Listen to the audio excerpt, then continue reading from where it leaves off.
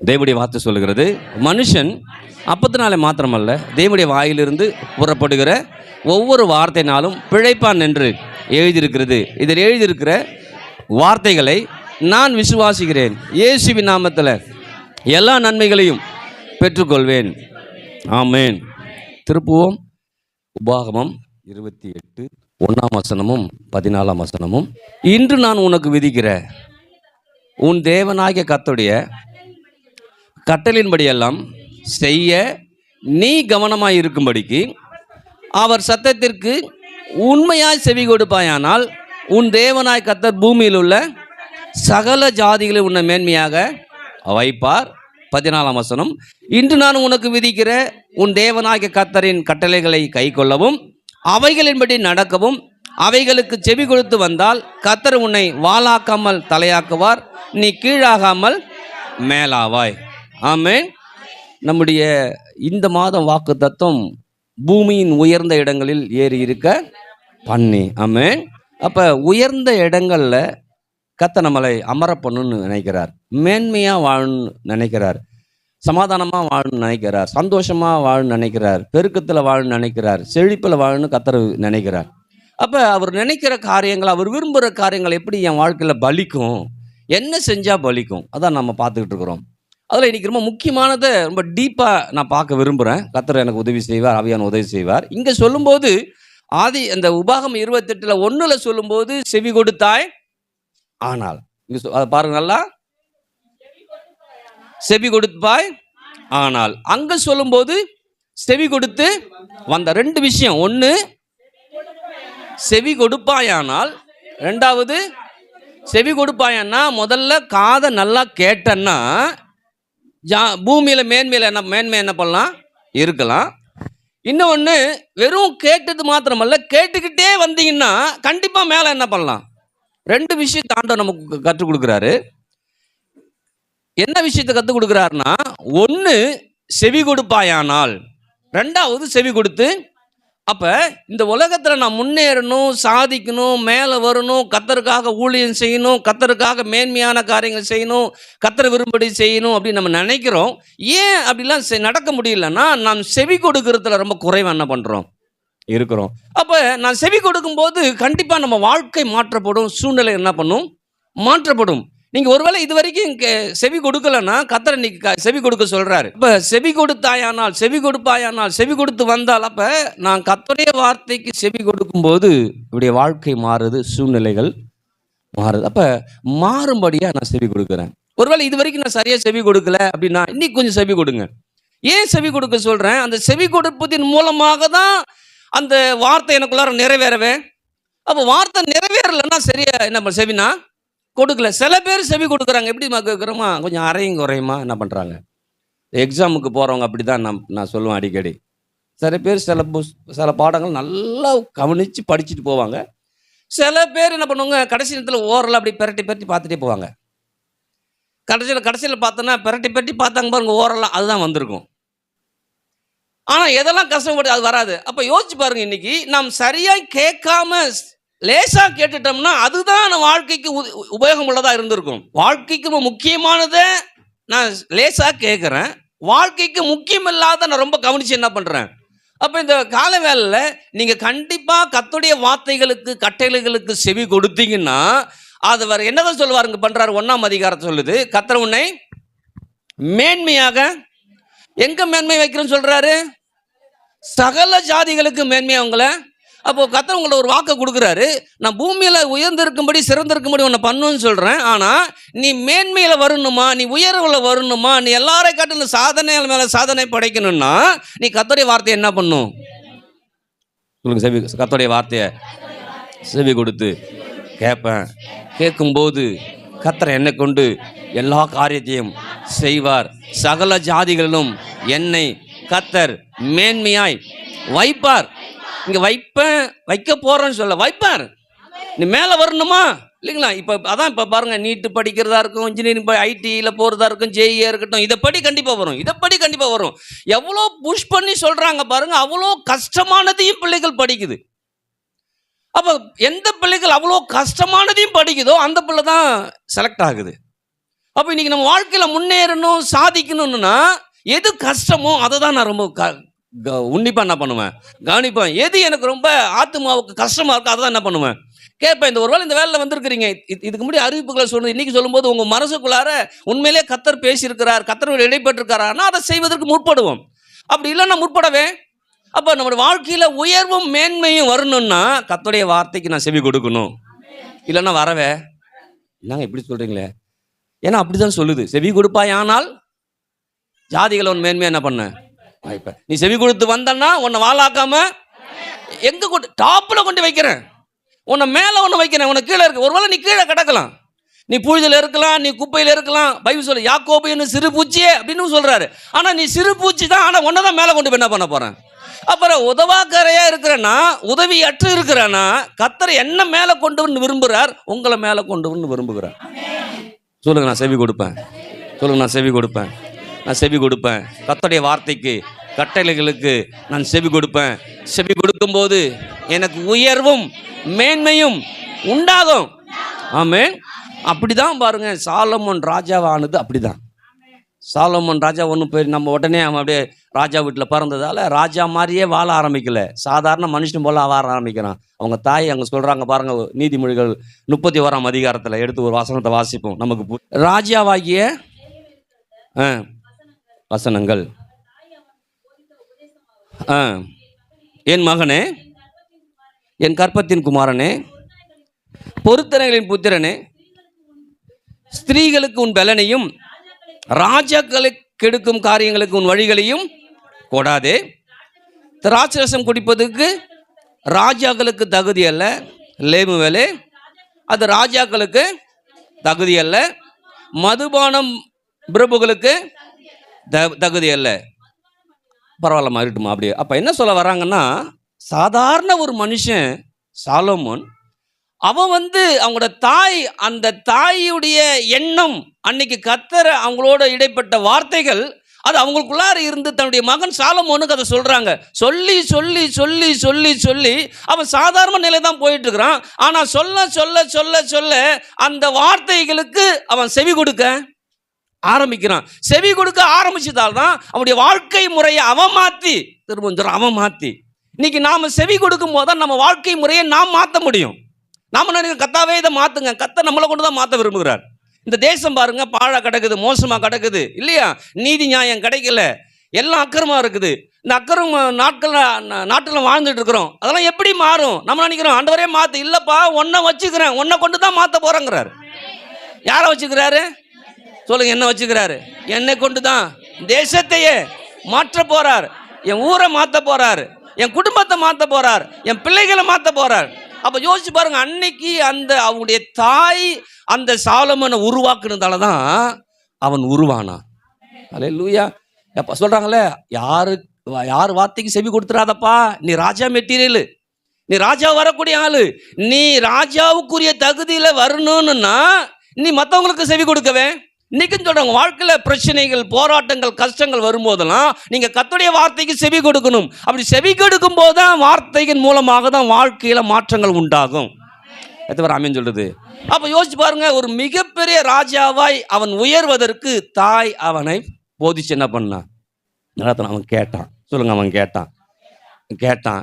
நீ தான் ஆண்ட நம்மளை பார்த்து சொல்ற. அதான் சாலமோன் யோசிக்கிறான், என் மகனே, என் வார்த்தைகளை கவனி, என் வசனங்களுக்கு உன் செவியை. அப்போ யோசிச்சு பாருங்க, அவன் கண்டுபிடிச்சிட்டான் சாலமோனு. நான் எப்படி முன்னேன்னு தெரியுமா? அன்னைக்கு ஆண்டவர் கொடுத்த தரிசனமும் விருப்பமும் எங்க அம்மாட்ட இருந்துச்சு, எங்க அம்மா எனக்கு போதிச்சாங்க, அதை போதிச்சதால நான் உயர்ந்தேன். இன்னைக்கு நீ உயரணுமா அப்படின்னா என்ன பண்ணும்? என் மகனே அப்படின்னு உங்களை பார்த்து என்ன பார்த்து கொள்றாரு, என் மகனே என் வார்த்தைகளை கவனி.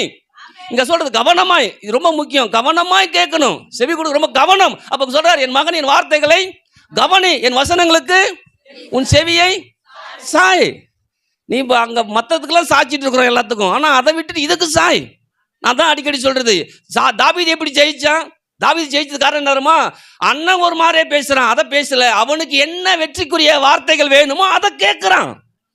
அதை கேட்கும் போது வெற்றிக்கு நேரம் அவன் பயணம் வாழ்க்க போகுது. இன்னைக்கு நீங்களும் நானும் முன்னேறணும், சாதிக்கணும், மேலே வரணும், கர்த்தருக்காக வாழணும்னு நினைக்கிறோம். ஏன் வாழ முடியல அப்படின்னா, நாம் வேற எதையோ கேட்டுட்டு இருக்கிறோம். அது நம்மளை பயமுறுத்துது, அச்சப்படுத்துது, நம்மளை அதை விட்டு போக சொல்லுது. ஆனால் இன்னைக்கு கர்த்தருடைய வார்த்தைக்கு செவி கொடுக்கும்போது அன்னைக்கு சாலமோன் கேட்டான், ராஜாவாயிட்டான்.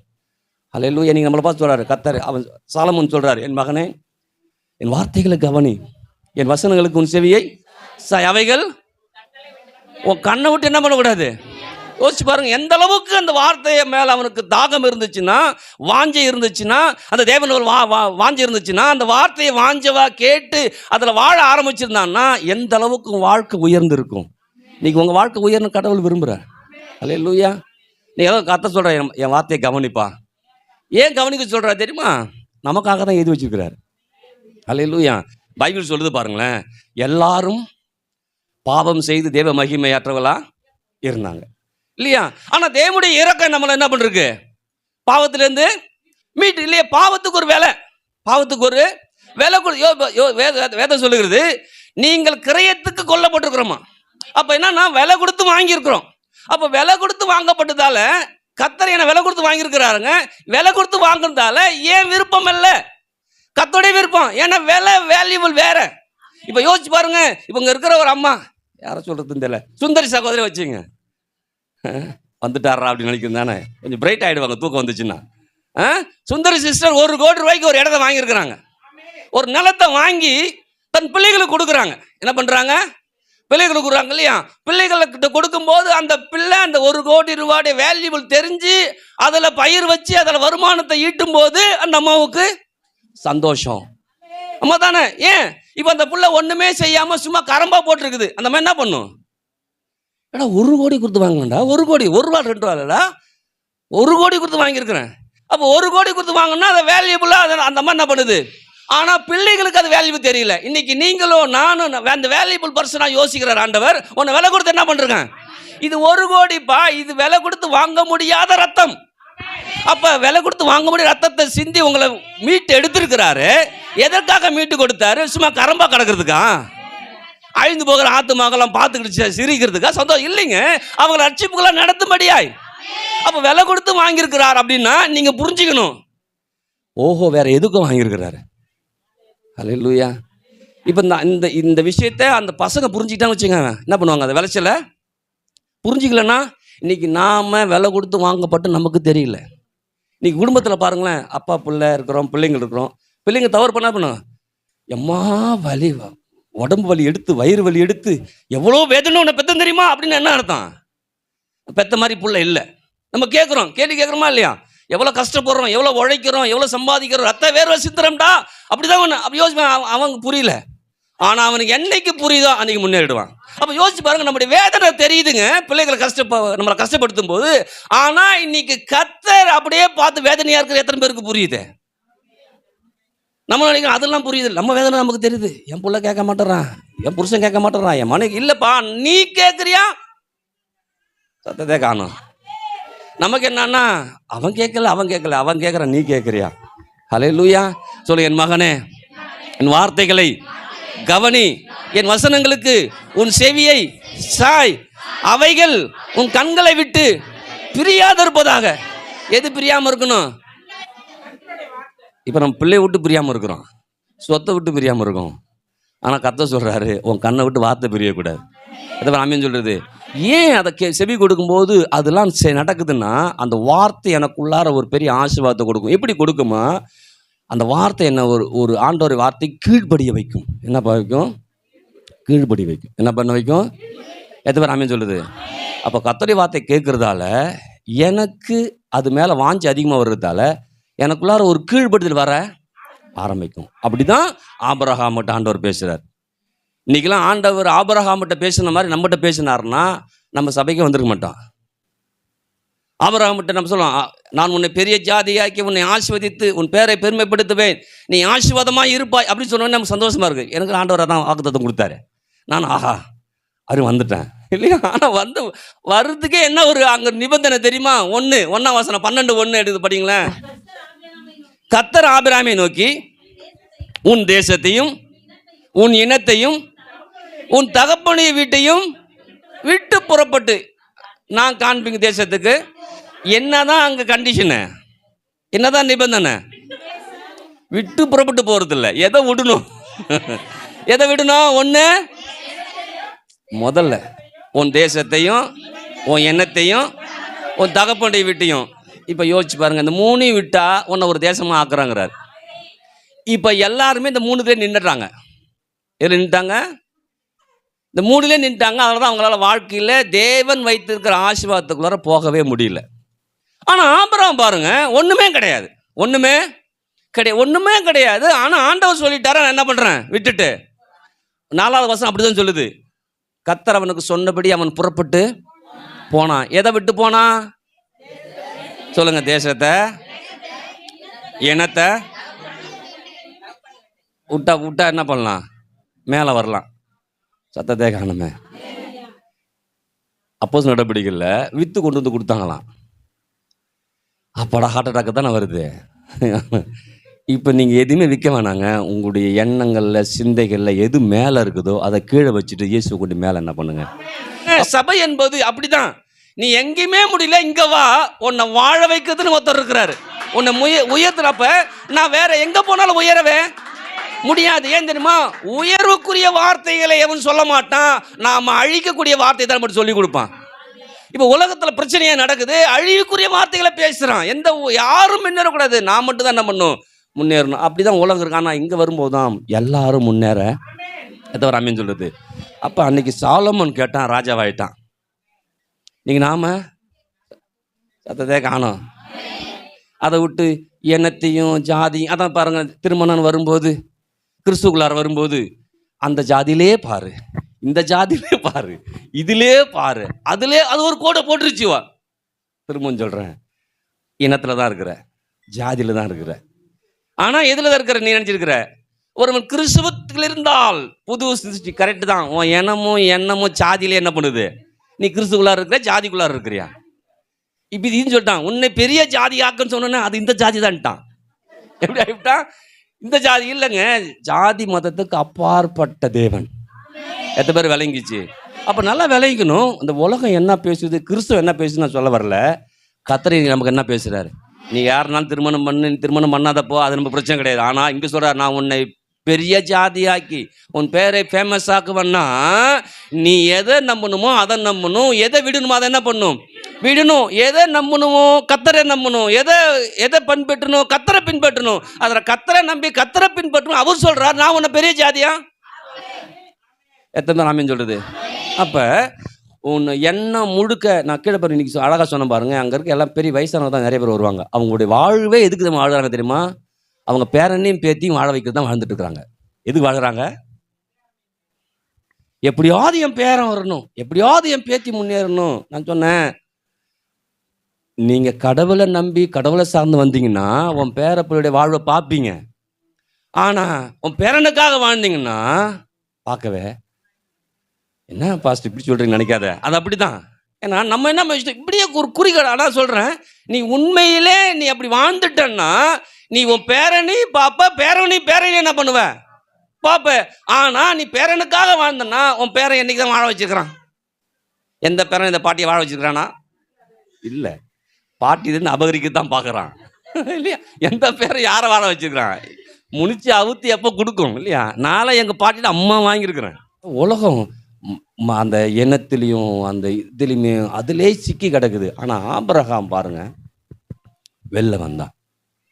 நீங்கள் அதான் வெளில வாங்க, அதெல்லாம் விட்டு வெளியில் வாங்க. ஏன் தெரியுமா? அவனுக்கு தெரியும் அந்த கர்த்தருடைய வார்த்தைக்கு அவன் செவி கொடுத்தது, அதை நம்பினது, அதை ஏற்றுக்கொள்ளுது, அதையே சார்ந்து வாழ்ந்தது. அல்லேலூயா.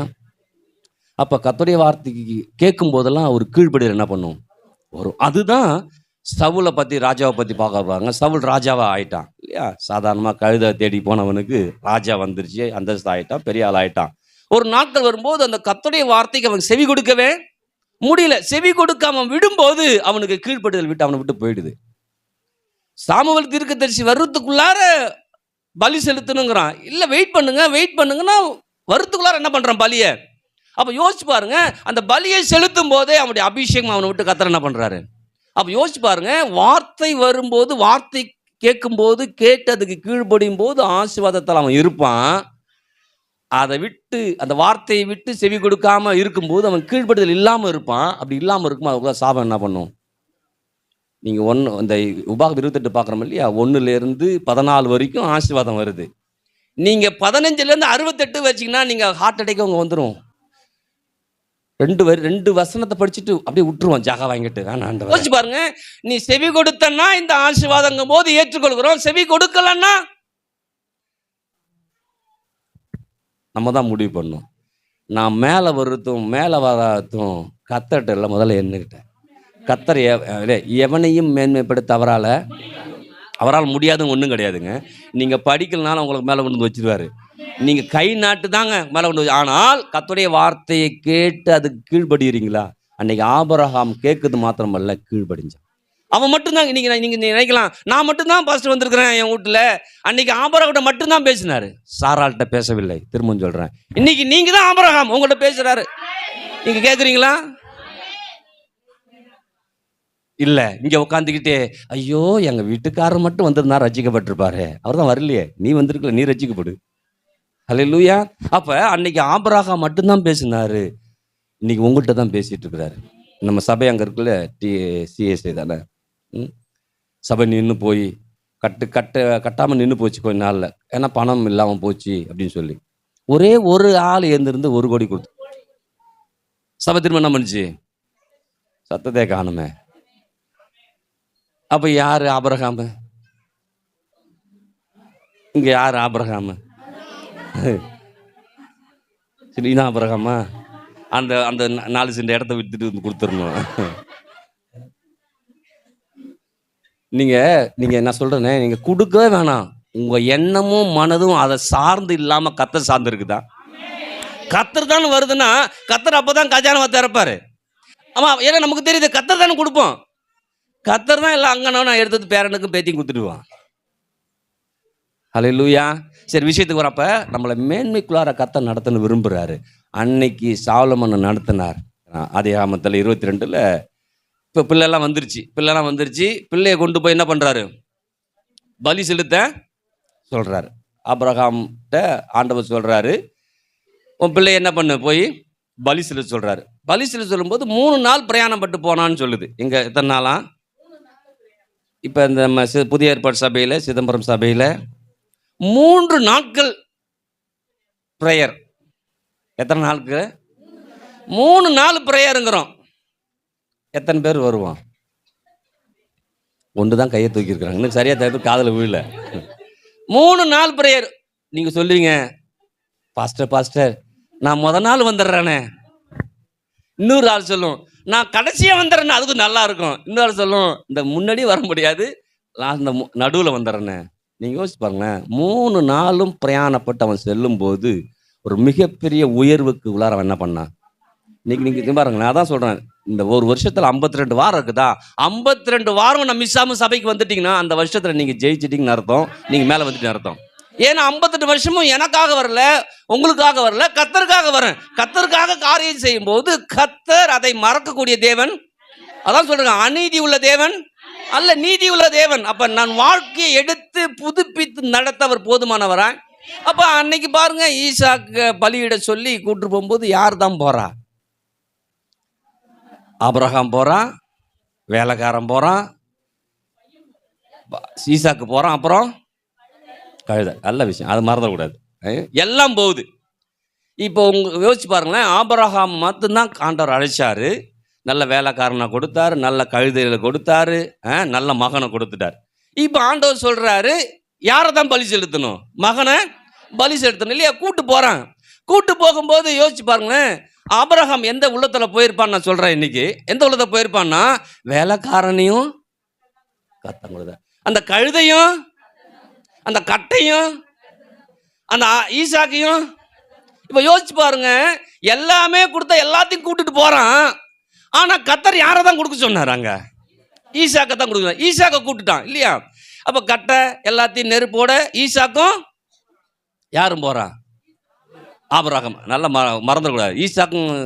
ஈசாக்கும் ஆபிரகாமும் நடந்து போறாங்க இல்லையா? போகும்போது டப்புன்னு ஈசாக்கு கேட்கிறாரு, அப்பா கட்டை இருக்குது, தீப்பந்தம் எல்லாம் இருக்கு, ஆனா தகன பலிக்கான ஆட்டுக்குட்டிய எங்க அப்படின்னு கேட்கும்போது, ஈசா கேட்கும்போது ஆபிரகாம் சொல்றாரு, தகன பலிக்கான ஆட்டுக்குட்டியை கர்த்தர் பார்த்துக்கொள்வார். என்ன பண்ணுவாராம்?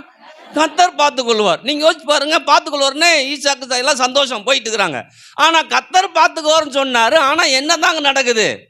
ஈசாக்கு தான் படிக்க வச்சு இல்லையா, வெட்டவும் போற. யோசிச்சு பாருங்களேன். இப்ப அதாவது ஆபிரகாமுக்கு தெரியும் இந்த ஈசாக்க தேவன் தான் கொடுத்தாருன்னு, அதனால பலியிட போறான்.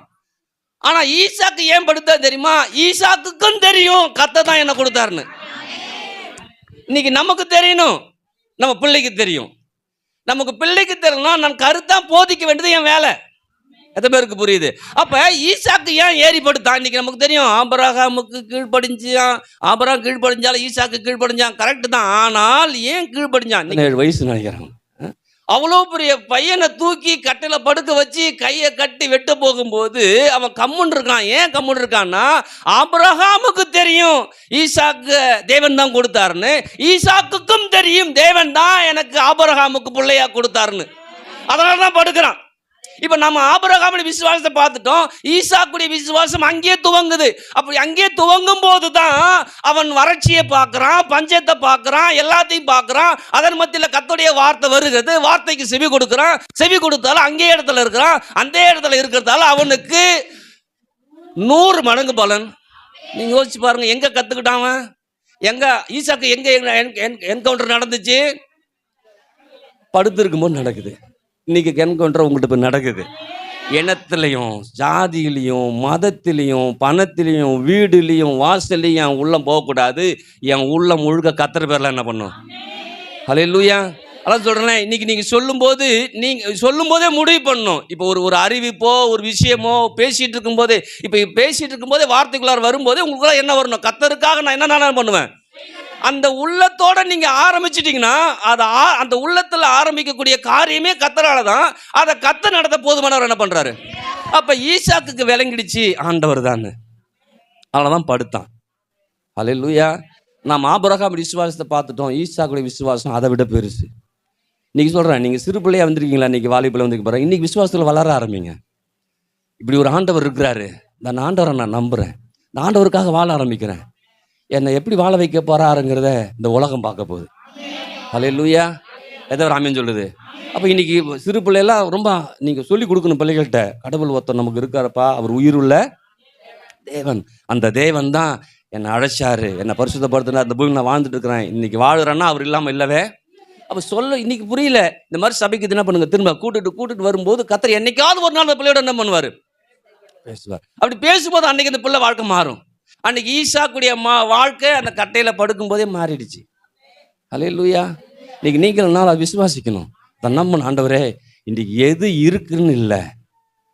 அதான் சொல்றேன், உங்களால வர்றதுக்கே காசு இல்லை, நடந்தாவது வரணும்.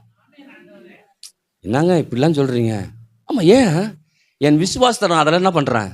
காமிக்கிறேன். விசுவாசம் இருந்துச்சு, அதாவது வார்த்தையை கேட்டுட்டேன்னா விசுவாசம் வர ஆரம்பிச்சு, விசுவாசம் ஆரம்பிச்சுன்னா கீழ்பல் வர ஆரம்பிச்சு, கீழ்படிந்துட்டேன்னா ஒரு செயல் ஆரம்பிச்சிடும். அன்னைக்கு ஆபிரகாம் எப்படி விசுவாசத்துக்கு கீழ்படிஞ்சான்னா, ஆண்டவர் சொன்னா அந்த வார்த்தைக்கு என்ன பண்ணுவேன்னா செய்வேன். எப்படி செய்வேன்? என் பிள்ளையே பலி கொடுக்கறது நான் தயாருங்கிற அளவுக்கு போனான்னா, எந்த அளவுக்கு அவன் கர்த்தருடைய வார்த்தை விசுவாசிச்சிருப்பான், எந்த அளவுக்கு கீழ்படிஞ்சிருப்பான். ஹல்லேலூயா. நான் இன்னைக்கு என் பிள்ளைய கொடுங்க, நான் என்ன பண்ணுவேன்? ஆண்டவரை எடுத்துக்க நான் சொல்லுவேன். சொல்லுவீங்களா நீங்கள் யாராவது? அப்பா எனக்கு ஒரு 50 வயசு ஆயிடுச்சு ஆண்டவரே, என்ன வேணா எடுத்துக்க, என் பிள்ளைக்கு இப்போ தான் 20 வயசு ஆகுதும்மா. ஆமாம் தானே? ஆனால் அவன் இளமை 17 வயசு பையன் கொடுன்னு என்ன பண்ணுறான்? நம்ம இப்போ காணிக்க போடும்போது எத்தனை பேர் பாதி போட்டோம் பாதி எடுத்து போனோம் தெரியுமா? ஏன்னா எதெல்லாம் நம்மளை தடுத்து நிறுத்துதோ அதுதான் அவருக்கு தான் கொடுக்கணும். புரியுதுங்களா நான் சொல்றது? இது இப்போ என்னை எது தடுத்து நிறுத்துதோ அது ஆண்டவருக்கு நான் கொடுக்கும்போது ஆண்டவர் எனக்கு கொடுக்க முடியும். ஏன்னா என் ஆண்டவர் தான் அப்படின்னு நான் முடிவு பண்ணும்போது தான் நான் கொடுப்பேன். அப்போ ஆண்டவர் தான் நீங்கள் முடிவு பண்ணீங்கன்னா, ஆண்டவருக்காக வாழ்றீங்கன்னா, உங்கள் பிள்ளை எத்தனை பேர் அர்ப்பணிச்சிருக்கிறோம், உங்களை எத்தனை பேர் அர்ப்பணிச்சிருக்கிறோம். ஆண்டவரே இனிமேட்டு நான் என் சிந்தையில் வரும்போது என்னன்னு வரும்போது என்னுடைய குடும்பத்தை குறித்து நான் யோசிக்க மாட்டேன் அப்படின்னா கர்த்தர் முதல்ல யோசிப்பேன். அப்போ தான் ரெண்டு குடும்பத்தை என்ன பண்ணுவேன். இப்போ கனவு போகிற நமக்கு எதாக தான் இருக்குது.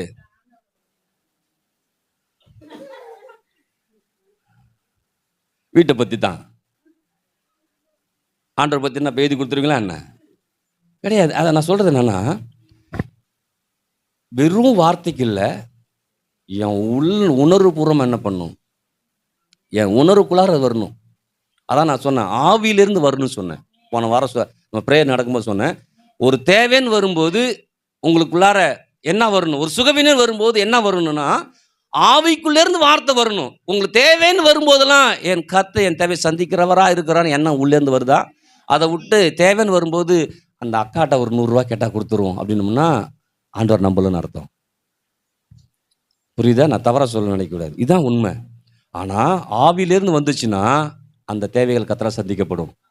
ஆனால் எண்ணத்துலேருந்து வந்துச்சுன்னா யார் எண்ணம் வந்துச்சோ அவங்க தான் அதை சந்திக்க முடியும். அப்போ நம்ம வாழ்க்கையில் ஒவ்வொரு முறையும் மற்றவங்கள வச்சே நம்ம வாழ்க்கை ஓடிக்கிட்டு இருக்கு. ஆனால் கத்தாவே ஸ்தோத்திரம், கத்தையன் தேவைகளை சந்திச்சிங்க ஆண்டவரே. இல்லை, இன்னைக்கு தான் உங்களுக்கு அறிவிப்பு சொல்லிருக்கல, உண்மையிலே இவங்க சொல்கிறாங்க சந்தோஷம், அக்கா சொல்கிறாங்க, சகோதரி சொல்கிற சந்தோஷம். ஆனால் என் கரத்தை கத்த நேரம் தான் உயர்த்துறேன். அல்லேலூயா. ஒரு சந்தோஷம், ஒரு திருப்தி. நம்ம சபையில் ஒரு 2 பேர் இருக்கிறாங்களே, பெரிய சந்தோஷம். ஆனால் அதை விட கோடி மடங்கு கொடுக்குற கத்தர் ஒருத்தர் இருக்கிறார். ஆமே. இன்னைக்கு நீங்களும் அப்படிதான். உங்களுடைய கணவர் வருமானம் வரலாம், வருமானம் இல்லாமல் இருக்கலாம், பிள்ளைகள் வருமானம் இருக்கலாம், வருமானம் இல்லாமல் இருக்கலாம். என்ன இருந்தாலும் கத்தர் இருக்கிறாரா? அதில் வாழ்ந்துட்டோம்னா கத்தருடைய அன்பை விட்டு நம்ம பிரிப்பவன் அப்படிதான் பைபிள் சொல்லு. பிரிக்க முடியும். ஏன் பிரிக்க முடியாது தெரியுமா? என் அன்பு முழுக்க அவருக்குள்ளார இருக்குது. அப்ப என்னை பிரிக்க முடியாத அன்புக்குள்ளார இருக்கிறதால ஆண்டவர் என்னை பிரிக்க முடியாத எல்லா ஆசீர்வாதத்தால இணைச்சிருவார். அல்லேலூயா. சத்தத்தை காணுமே. அப்ப ஆபிரகாம் முதல் டெஸ்ட்லேயே பாஸ் பண்ணிட்டான், 2வது டெஸ்ட்லேயும் பாஸ் பண்ணிட்டான். நம்ம எண்ணத்தில் இருக்கிறோமா, ஜாதியில் நிற்கிறோமா, வீட்டில் நிற்கிறோமா, அதுலேருந்து பிரித்து வந்திருக்கிறோம். இப்போ இதில் சிக்கிட்டோம். 2வது டெஸ்ட்டில் மகன் வரும்போது எல்லாம் என்ன பண்ணுறாங்க கேளுங்களேன், அது கீழே பெருமில்ல. அதுதான் லைஃபே. அவங்க வாழ்க்கை இதுக்கு தான் ஓடிட்டு இருக்குது. பிள்ளைங்கள் ஜபமே என்ன வரும், என் பிள்ளைக்கா ஜெபம் பண்ணிக்கங்க, என் பேர பிள்ளைக்கா ஜெபம் பண்ணிக்கங்க, என் பேர பிள்ளை வரணும், அதை பண்ணும் இதை பண்ணும். எப்படி வருவான்? நீ தான் ஆபிரகாம், நீ மாறினியா? நீ மாற்றிக்கிட்டியா எண்ணங்களை? அப்படி மாற்றும் போது தான் மாற்றங்கள் என்ன பண்ணும். அப்போ இந்த கால வேலை நல்லா விளையங்கணும். ஆண்டவரே, இந்த உபாகமம் 28 சொல்லியிருக்கு பாரு, அநேக ஜாதிகளுக்கு தகப்பனா அவனை ஏற்படுத்தும் போது கூட வாக்குத்தத்தம் கொடுத்து அவனை ஏற்படுத்தும் போது அவனை நடத்துனீங்களே, கீழா இல்லாமல் மேலே வச்சிங்களே, வாழா இல்லாமல் தலையை வச்சிங்களே, அதே போல் என்னை வைக்க விரும்புகிறீங்க, நான் அதுக்கு என்ன ஒப்பு கொடுக்குறேன். எண்ணம் முழுக்க, சிந்தை முழுக்க, வார்த்தை முழுக்க கத்தரையே சார்ந்து இருக்கும்படியா, கத்தருடைய வார்த்தையை நம்பி இருக்கும்படியா. அப்படி நம்பி இருக்கும்போது கத்தர் பன்மடங்கு பெருக்கத்துக்குள்ளார் நடத்துவார், பல மடங்கு ஆசீர்வாதத்துக்குள்ளார் கத்தர் என்ன பண்ணுவார். அப்போ வெறும் வார்த்தையா மாத்திரம் இல்லை. அல்லேலூயா. யாக்கோபுல சொல்லுது, சும்மா கேட்கிற மாத்திரம் இல்லாமல் அதன்படி. இப்போ சில பேர் வார்த்தை கேட்டாங்க பாருங்க, ஆனால் செய்ய தவறுறாங்க. ஏன்னா சரியாக கேட்க முடியல, சரியாக நம்ப முடியல, சரியாக ஏற்றுக்கொள்ள முடியல. அது சரியாக நம்ப முடியல, ஏற்றுக்கொள்ள முடியலன்னா ஒன்று செய்யவே. அப்போ ஆபிரகாம் சரியாக கேட்டான், சரியாக ஏற்றுக்கொண்டான், சரியான காரியத்தை செய்ய ஆரம்பித்தான். சரியான காரியத்தை செய்யும்போது இவன் சொன்னான் பாருங்க, என்ன சொன்னான்? தகன பலிக்கான ஆட்டுக்குட்டியை கத்தர் பார்த்துக்குவார்னு சொன்னான் இல்லையா? ஆமாம் தானே? கத்தர் பார்த்துக்கிட்டாரா? பார்த்துக்கிட்டார். அப்போ யோசிச்சு பாருங்க, கத்தரை பற்றி அவனுக்கு நல்லா தெரியுது. கத்தர் சொன்னது சொல்லல, கத்தர் எப்படிப்பட்டவருங்கிற எண்ணமும் அவருடைய மனப்பான்மையும் அவனுக்கு நல்லா கத்தரை குறித்து நல்லா தெரியுது. கத்தர் சொன்னாரு ஒரு வார்த்தை, என்ன சொன்னாரு? உன் மகனை போய் பலியிடுன்னு சொல்லிட்டாரு இல்லையா? ஆனா ஆக்சுவலா கத்தர் சொன்னதான் அவன் சொல்லணும். ஏன் சொல்ல தெரியுமா? கத்தருடைய எண்ணமும் சிந்தையும் விருப்பமும் என்னன்னு எனக்கு தெரியும், அதனால அதை சொல்றேன் ஈசா கிட்ட. இப்போ நம்ம பிள்ளைகள் நம்ம ஊழியத்துக்கு வந்திருக்கிறோம், இல்லை நம்ம சபைக்கு வந்துட்டு கிறிஸ்துவலாக வந்த பிறகு பிரச்சனை வருது பாருங்கள், சில பண பிரச்சனை வருது, கஷ்டமாலாம் வரும்போது நம்ம பிள்ளைகள்கிட்ட என்ன சொல்கிறோம்? நம்மளை ஆண்டவரை பற்றி கஷ்டமாக தானே இருக்குது தம்பி, ஆடா அப்படி சொல்கிறோமா? கஷ்டமாக தான் இருக்குது தம்பி, கத்த நம்மளை கண்டிப்பாக ஒரு நாள் முன்னேற்றுவான்னு சொல்கிறோமா? புரியுதா சொல்கிறது? ஆனால் நிறைய பேர் அப்படி சொல்லல. ஆண்டவர்கிட்ட போனால் கஷ்டம்தான்டா, அதில் தானே போகணும், அப்போ தானே பரலோகம், இப்படி தான் சொல்கிறாங்க. அப்படி இல்லை, கத்தருக்குள்ளார் வரும்போது தான் கஷ்டம், ஆனால் உள்ளே வந்துட்டா விசாலம். கத்தரை இந்த இருதயத்தில் ஏற்றுக்கொள்ளுதான் கஷ்டங்க. ஏன்னா இன்னொரு ஆண்டவரை ஏற்றுக்கிட்டு என்ன பண்ணுறோம், பூமியில் வாழ்கிறோம். ஆனால் இங்கே வரும்போது இவர் தான் ஆண்டவர் வரும்போது சில இடைஞ்சல் தான் என்ன பண்ணும். ஆனால் அதன் மத்தியில் இவர் தான் ஆண்டவர் நின்றுட்டிங்கன்னா அவர் தான் ஆண்டவருங்கிறத உங்கள் வாழ்க்கை என்ன பண்ணுவார். நிரூபித்து காண்பிக்கக்கூடிய தேவனா இருக்கிறார். உங்களை வெற்றியில வாழ வைக்க நல்ல தேவன் என்ன பண்றாரு? அப்ப திருவசனத்தை கேட்கிறவர்களாய் மாத்திரமல்ல, சொல்லுங்க, அதன்படியா நான் செய்வேன். சொல்லுங்க, அதன்படியா நான் செய்வேன். அன்னைக்கு சாலமோனை உயர்த்தின தேவன், ஆபிரகாமை உயர்த்தின தேவன், என்னையும் உயர்த்த அவர் போதுமானவராய் இருக்கிறார். போதுமானதற்கும் மிகவும் அதிகமான தேவனாய் என் தேவன் இருக்கிறார். என் தேவன் எல்லாவற்றிலும் என்னை சிறந்திருக்கும்படி என்னையும் என் பிள்ளைகளையும் என் குடும்பத்தையும் வாழ வைப்பார். ஆமென். எத்தனை பேர் சந்தோஷம்? அதில் கர்த்தருடைய வார்த்தையை படிங்க, கவனமாக கேளுங்க. அதான் பைபிள் படிங்கன்னு சொல்கிறது, வார்த்தைகளை கேளுங்கன்னு சொல்கிறது. போன வாரம் பிரசங்கம் பண்ணும்போது பாடல் பாட சொன்னமே, எல்லாம் சிரிச்சிட்டு போனோமே. எத்தனை பேர் வீட்டில் போய் பாட்டு இருந்து? நம்ம சில நேரம் சொல்லும்போது சிரிப்பாக தெரியுது. நான் சிரிக்கிறதுக்காக சொல்ல, அப்படியாவது கொஞ்சம் யோசிப்பீங்க, சிந்திப்பீங்கன்னு தான் சொல்கிறேன். எத்தனை பேருக்கு புரியுது? சும்மா சிரிச்சு எத்தனை பேர் வீட்டில் போய் பாட்டு பாடுறது? ஆண்டவர் துதிச்சிங்களா? சத்தம் போட்டு ஆராதிச்சிங்களா? என்ன தெரியுது என்ன தெரியலாம் இல்லை, பாடிக்கிட்டே இருக்கணும். என்ன பண்ணும்? நானே ட்ரை பண்ணி பார்த்தேன், பாடி தான் பார்ப்போமே.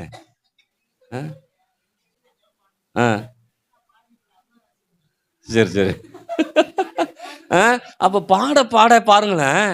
ஒரு பாட்டு சும்மா கேட்டேன், ஒரு பாட்டு, எல்லாவற்றிலும் எல்லாவுமாக இருந்தவரே இருப்பவரேன்னு ஒரு பாட்டு. அந்த பாட்டை எனக்கு பாட வராது, அந்த பாட கேட்டேன், அது பாட ஆரம்பித்தேன் பாருங்க. இன்னைக்கு கீழே பெருமை அதான் பாடினேன். சும்மா தான் பாடிட்டு இருக்கிறேன் வீட்டில். எனக்கு அது 2 வரி தான் தெரியும், ஸ்தோத்திரமே ஸ்தோத்திரமே, அது மட்டும் தான், அந்த 4 தான் தெரியும், அதுக்கு மேலே தெரியாது. இன்னைக்கு போன முழு பாடல் அங்கே பாட வச்சார். அப்போ யோசிச்சு பாருங்க, நம்ம எந்த அளவுக்கு அந்த பாடலை பாட பாட பாட பாட ஆவியானவர் உதவி செய்கிறாரு. ஹல்லேலூயா. அப்போ யோசிச்சு பாருங்க, ஆவியானவர் எங்கேயோ அங்கே விடுதலை உண்டுனா கண்டிப்பாக நம்ம ஆண்டவரை உயர்த்தும் போதெல்லாம் அங்கே விடுதலை உண்டு. கண்டிப்பாக உண்டு. கண்டிப்பாக விடுதலை என்ன பண்ணுவேன்? வாழ்வேன், நிறைவோடு வாழ்வேன், பெருக்கத்தோடு வாழ்வேன். அந்த வாழ்வு எதுக்கு தெரியுமா? கர்த்தருக்கு. சொல்லுங்க, கர்த்தருக்கு. ஒரு ஆட்டு 1 கோடி வந்துருச்சுன்னா அது யாருக்கு? இப்போ இன்னைக்கு சாலமோனை உயர்த்தின தேவன் நம்மளை உயர்த்த போதுமானவரை? சாலமோனுக்கு ஞானம் மாதிரி யாருக்குமே இல்லை. இன்னைக்கு ஆண்டவர் நமக்கு சொல்றாரு பாருங்க, நானே உனக்கு ஞானமும், நானே உனக்கு நீதியும், நானே உனக்கு பரிசுத்தமும், நானே உனக்கு மீட்புமாய். அப்ப இன்னைக்கு ஆண்டவரே எனக்கு எல்லாமா இருக்கிறாருங்க. எல்லாமா இருக்கிறாருன்னா எல்லாமும் இருக்கிற ஆண்டவர் வச்சு வாழலாமா? வாழ முடியாதா? வாழ முடியும். திரும்ப என்ன இருக்குது இல்லை, எதுன்னு அடிப்படை நான் வாழல, கர்த்தரின் அடிப்படையில் வாழ போறேன். ஹல்லேலூயா. இப்போ சில பேர் ரேஷன் கடையில் போடுறத வச்சு வாழ்வோம். ரேஷன் கடையில் எவ்வளோ போடுறாங்க? 2 கிலோ சீனி, 1 கிலோ பருப்பு, 1 கிலோ ஆயில் இல்லையா? இந்த 1 கிலோ 1 லிட்டர் ஆயிலை வாங்கிட்டு 1 ஸ்பூனை ஊற்றி ஊற்றி வாழற ஆள் இருக்குது. ஒரு மாதம் வரைக்கும் இப்போ வாழணும் இல்லையா? இதிலே எத்தனை வருஷம் வாழ போகிறோம்? எதையும் சார்ந்து இல்லாமல் கர்த்தரை மட்டும் சார்ந்து இருந்தோம்னா வாழ முடியும். அதான் சொல்ல வரேன், நீங்கள் பயமுறுத்துக்காக சொல்ல வரல. அப்படி மாற்றங்கள் வரும்போதும் என்னை எந்த மாற்றமும் தடுக்க முடியாது. ஏன்னா என்னுடைய ஃபினான்ஸ், உங்களுடைய ஃபினான்ஸ் இந்த உலகத்தை சார்ந்தது அல்ல, அது தேவனை சார்ந்தது. தேவனை சார்ந்த ஃபினான்ஸில் நான் வாழ ஆரம்பிச்சேன்னா இந்த உலகமும் மற்ற காரியம் என்னை ஒன்றும் சேதப்படுத்தவே. எத்தனை ஆமீன் சொல்றது? அதனால தான் சொல்கிறேன், இன்றைக்கே தயாராகிடுங்க. நாளைக்கு பிரச்சனை வரும்போது ஆண்டவரே ஆண்டவரேன்னு கேட்க வேணாம். ஆண்டவரே 500 ரூபான்னாலும் நான் கொடுத்து வாங்குற அளவு கர்த்தரை நடத்துவார். சத்தத்தை காணுமே. 1000 ரூபான்னாலும் சத்தத்தை காணுமே. சொல்லுங்க, கர்த்தர் எனக்காக யாவையும் செய்வார், செய்து முடிப்பார். ஆமென். அப்போ நல்லா விளங்கிட்டு, ஆண்டவரே இது வரைக்கும் நான் இப்படி வாழ்ந்துட்டேன், அப்படி வாழ்ந்துட்டேன், அதை நம்பி வாழ்ந்துட்டேன், இதை நம்பி வாழ்ந்துட்டேன், நீ கர்த்தரை நம்பி வாழ போகிறேன். கர்த்தரை என்னை வாழ வைக்க போதுமானவராய் இருக்கிறார். எழுந்திருக்கலாமா?